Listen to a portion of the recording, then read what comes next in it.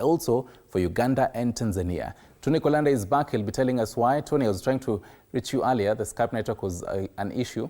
So far, kindly tell us what are the updates?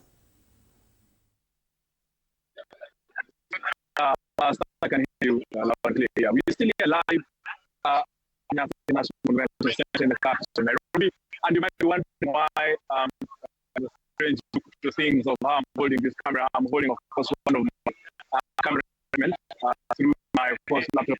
However, as you can see behind here, this is sort of the coverage section where journalists, both local and international, of course, are having one-on-one conversations with both current, former, those executives, players who are here attending the African Nations Championship 2020 draw. It is out of course, as Ali said, Stanley, Kenya is in a very tough group in Group A.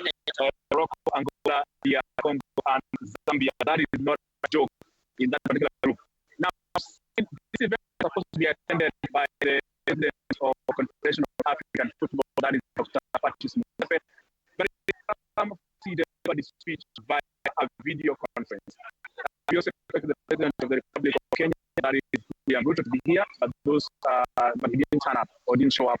However, he was represented by the minister or the minister of sports, Salim Mvurya, and of course the other ministers of sports from Tanzania and Uganda, which of course paints a certain picture about whether this tournament, of course, where it is. So you understand, of course, because it has been pushed.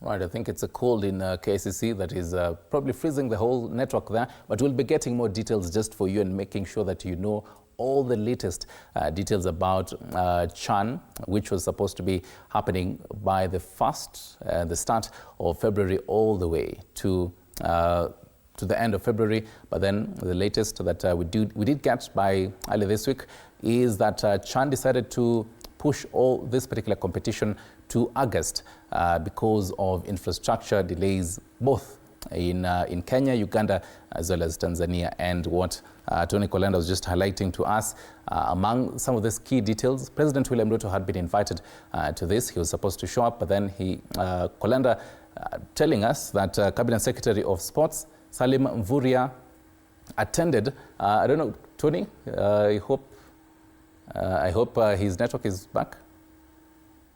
Tony Kolanda, if you can hear me.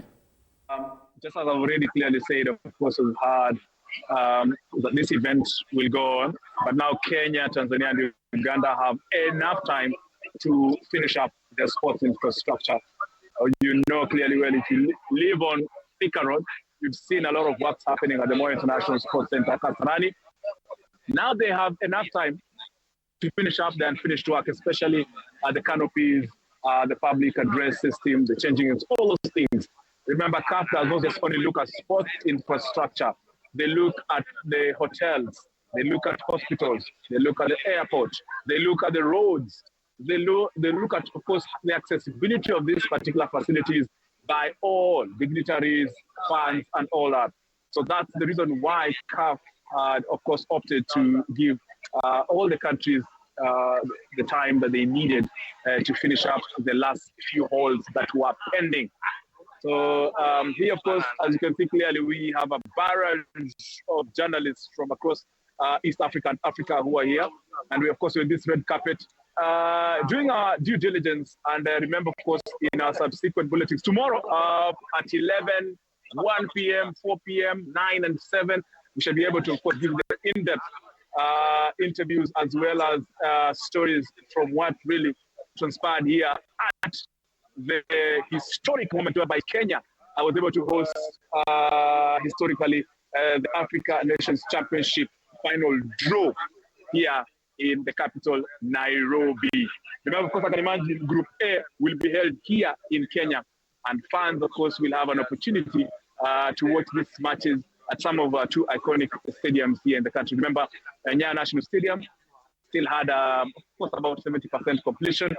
It will also have that enough time to be. Remember, Nyayo Stadium, of course, is about 20,000, 30,000 capacity, and Kasarani is about 60,000 capacity. So our fans definitely will have enough room to enjoy the African talent. Remember, this tournament is solely meant for locally based players, the players, of course, who feature in their local leagues. And remember, Senegal are the defending champions of this particular competition, Stanley. So we are looking forward to a very interesting event. Remember, you had mentioned about Q2 and Q1 pots. Those are inclusive of teams which are yet to qualify. Remember, those teams include Algeria, Comoros, Egypt, South Africa, and Gabon. They're yet to qualify, of course. And after that, their qualification, then they will have an opportunity of being put in Group C, which has Q1 and Q2. So, Stanley, of course, unless you have a question, I'll return it to you. Right. Most definitely, Tony, definitely have quite a lot of questions, but then we'll be packaging all that later on. You'd mentioned Group A, which is Kenya, Morocco, Angola, DR Congo, as well as Zambia. I'll let you know this. Morocco is a two-time champion. DR Congo is also a two-time champion, so it's going to be a difficult team, even for Harambee Stars. But as Tony says, quite some 7 months to prepare for that. Speaking of preparations, we're taking a short break. When we come back, get into the whole conversation for you tonight. Banks, SACCOs, which is it? Tell us your opinion tonight. 22047 is our SMS number. 0793 267 279 is our WhatsApp number. Don't go too far.